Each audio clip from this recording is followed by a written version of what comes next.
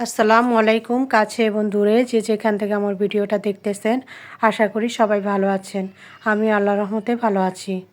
আমার বাসার যে দৃশ্যটা বাহিরের তো দেখিয়ে দিলাম শীতের সকালের যেই সুন্দর একটা দৃশ্য। আমার বাসার পিছনে পুরাটাই খালি, তো খুব আলো বাতাস, খুব সুন্দর একটা মনোরম পরিবেশ। খুবই ভালো লাগে আমার কাছে। আমার মেয়ে মাঝে মাঝে ওইখানে যায় হাঁটতে মাঠে, তো আর আব্বু হাঁটতে যায় সকালবেলা।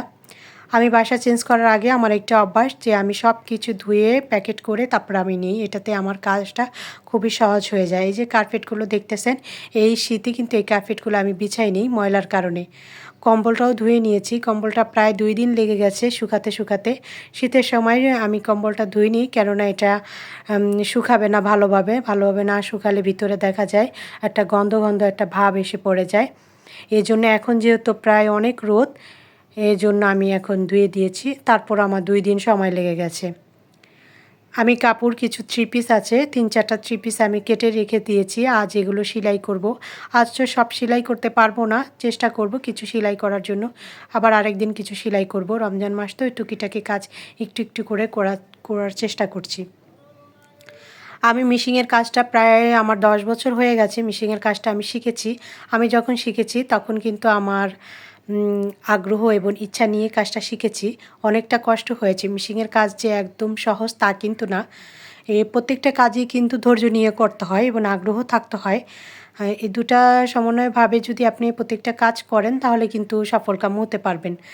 যখন আমি কাজটা করেছি তখন আমার কাছে অনেক বিরক্তবোধ লেগেছে। দেখা যায় একটা কাজ হয়নি সম্পূর্ণ, সেটাকে সেলাইটা ছুটিয়ে আবার শুধরিয়ে সুন্দরভাবে আবার কাজটা করেছি, আবার খুলে আবার কাজটা করেছি। এমন করতে করতে কিন্তু একসময় 2-3 মাস লেগে আমার কাজটা সম্পূর্ণভাবে সেলাই করেছি। যে আমি পায়জামাটা সেলাচ্ছি, যারা খুব ভালো পারদর্শী তারা কিন্তু পায়জামাটা এক বসায় 2-3টা পায়জামা সেলাই করতে পারবে।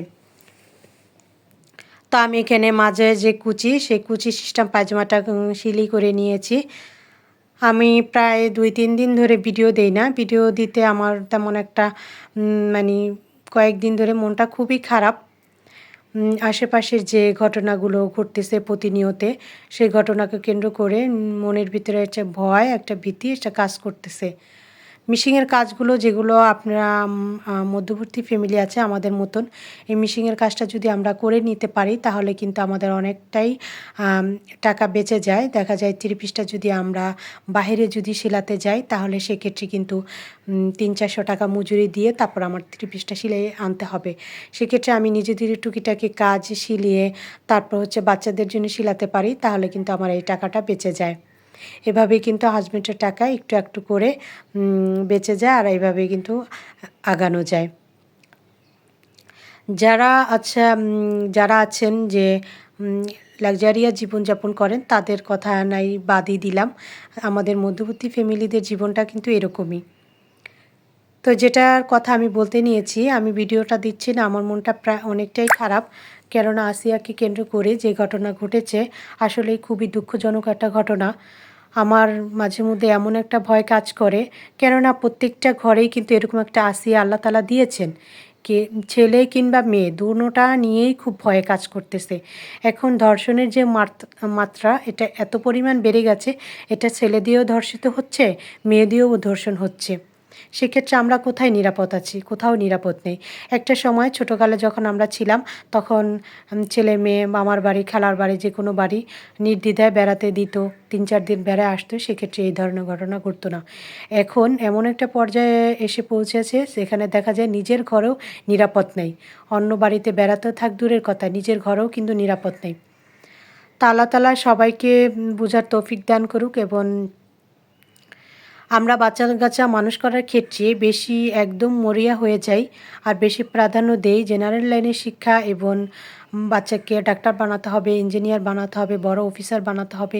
এগুলো করতে করতে আমরা দেখা যায় এমন একটা পর্যায়ে যেয়ে পৌঁছাই যা আমাদের বাচ্চাগুলো যে দিনই শিক্ষা আছে, ধর্মীয় যে শিক্ষা, সেই শিক্ষা থেকে অনেকটাই দূরে চলে যায়। ধর্মীয় শিক্ষা না থাকলে দেখা যায় একটা বাচ্চার ভিতরে যে ধর্মীয় শিক্ষাটা না থাকলে সে কোনোভাবে বুঝতে পারছে না যে এটা খারাপ, এটা ভালো, এটা করা যাবে না, এটা করলে গুনাহ হবে, এটা আল্লাহ পাপ করবে। ভয়, যে ভয়টা, সেটা আখেরাতের যে ভয়, এটা বাচ্চাদেরকে অবশ্যই দিতে হবে। না হলে দেখা যায় বাহিরের দ্বারা আমরাও দেখা যায় একটা ক্ষতির মধ্যে আছি। আমাদের ঘরের একটা মানুষের দ্বারাও আমরা ক্ষতির মধ্যে থাকব। এজন্য প্রত্যেকটা বাচ্চাদেরকে এই শিক্ষাটা অবশ্যই দিতে হবে, ধর্মীয় যে শিক্ষাটা। তাহলে আমরা হয়তোবা কিছু হলেও আমরা সেটা থেকে বিরত থাকতে পারবো। তো আমার কথা এবং কাজ যদি আপনাদের ভালো লাগে অবশ্যই একটা লাইক দিয়ে পুরো ভিডিওটা দেখে নেবেন এবং কমেন্ট করবেন আর সাবস্ক্রাইব করে দিবেন। তো আমি যে আপুদের ভিডিও দেখি, আপনারা বিশ্বাস করবেন কি না জানি না, আমি প্রত্যেকটা ভিডিও দেখার শুরুতেই আমি কি করি, ভিডিওটা দেখার শুরুতে আমি একটা লাইক দিয়ে দিই আর নতুন ভিডিও হলে সাবস্ক্রাইব করে দিই। আমার কাছে মনে হয় এটা করলে তো কোনো টাকা বা কোনো অর্থ এই ধরনের কোনো ক্ষতি হচ্ছে না। এটা করলেই বা সমস্যা কী? তো আমার এখানে আমি কিছু ইফতারির জন্য ফল, তারপর আনারস এগুলো কেটে নিচ্ছি। ইফতারির আর বেশি সময় বাকি নেই। আজকে তেমন একটা ইফতারি আমি বানাইনি।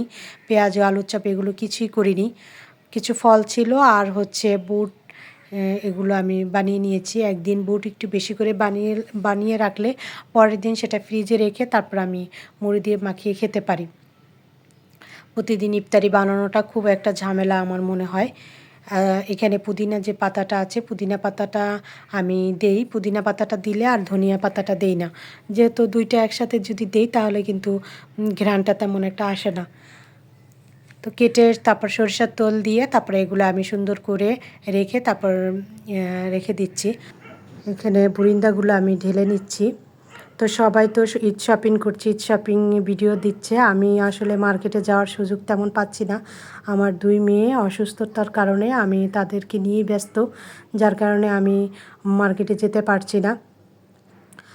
তো আজকের ভিডিওটা এই পর্যন্তই। এখানে ইফতারি আমি সব কিছু গুছিয়ে নিয়েছি। আসসালামু আলাইকুম ওয়া রাহমাতুল্লাহ। আল্লাহ হাফেজ।